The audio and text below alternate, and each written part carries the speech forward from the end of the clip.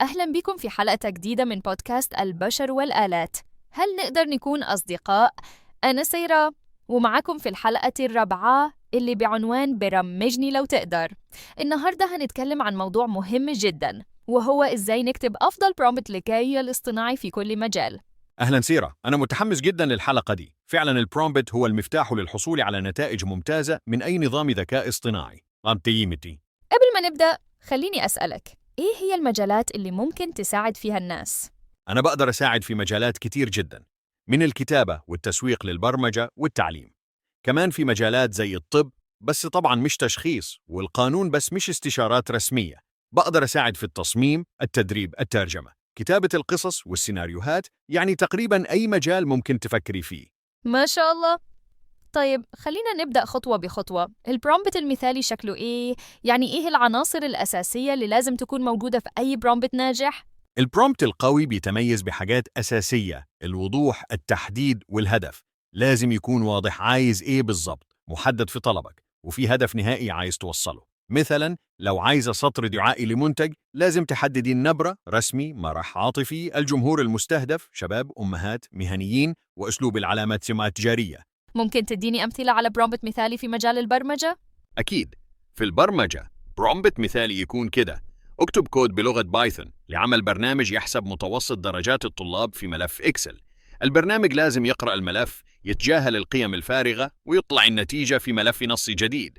استخدم مكتبة بانداز وفورمات الكود بطريقة سهلة للقراءة مع التعليقات الضرورية.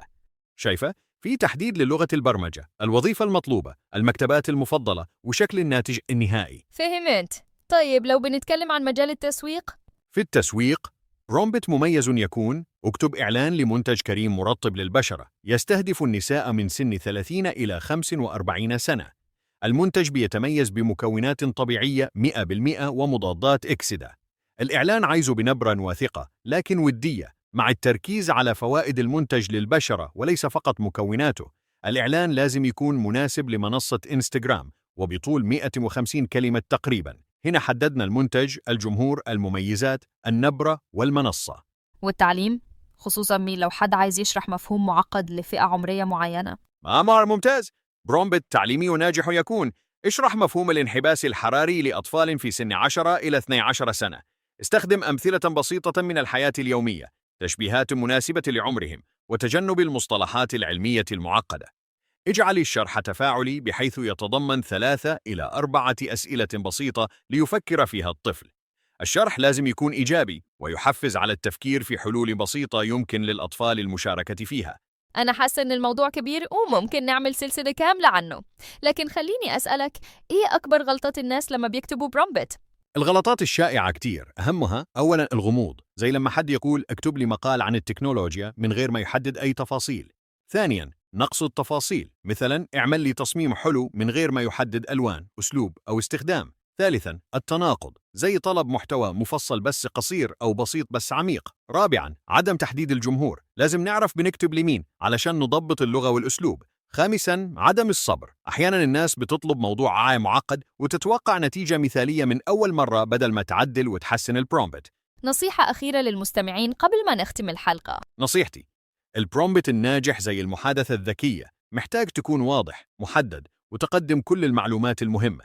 متخافش تجرب، عدل وطور البرومبت بتاعك. الأمر مش سحري، لكنه مهارة بتتطور مع الوقت.